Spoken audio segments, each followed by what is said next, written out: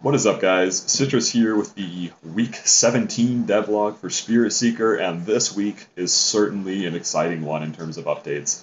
You can kind of just take a look around to see all that has changed. We now have terrain with being sculpted instead of just flat terrain in the maze. The maze is now colossal, giving the player a much more open space to run around and explore in, and there's a lot more in that area to explore with these wonderful jungle assets I got from BK on the Unity Asset Store. This is their pure jungle set, and it looks absolutely fantastic in this game. I love how it looks and how much visual diversity it's able to bring to the game.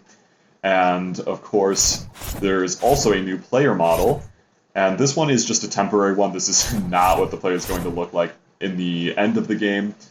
Because as you can see, this is kind of very sci-fi geared, and this is a fantasy game, so we have a student working on a new player model, but player models take quite some time, so it'll be a while before we get to see that, but very exciting thing to have coming later down the road. And in the meantime, this model was chosen because it works with these animations as we are starting to move towards getting a more finalized combat system, a more finalized movement system.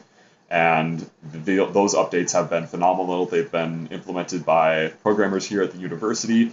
The camera no longer makes me motion sick when I go through the maze, and that's partially because of the level design, but also in large part due to the amazing work put in by the programmer who worked on this system.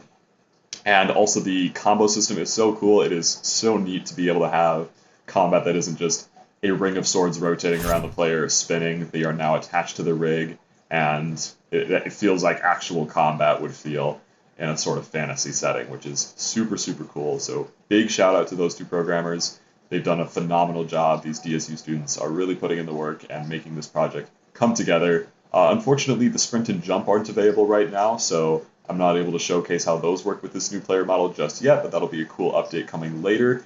And as soon as that is done, I will hopefully be working on some more power-ups, especially movement-geared ones, because I do want to be able to navigate this big open space quickly, because time is one of the factors for player score.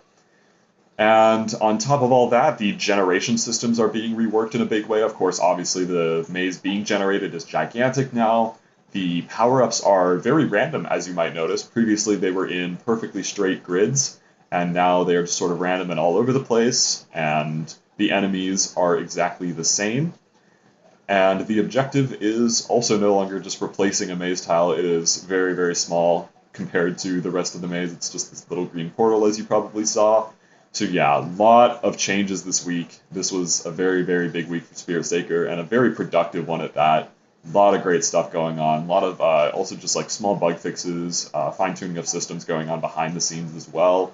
So that's kind of something that unfortunately I can't really just show you, but the game is running a lot smoother because of it, and things are starting to really kind of go as expected. And it's just been phenomenal to see how far it's been able to come in these past 7 days, and a lot of big things are still coming.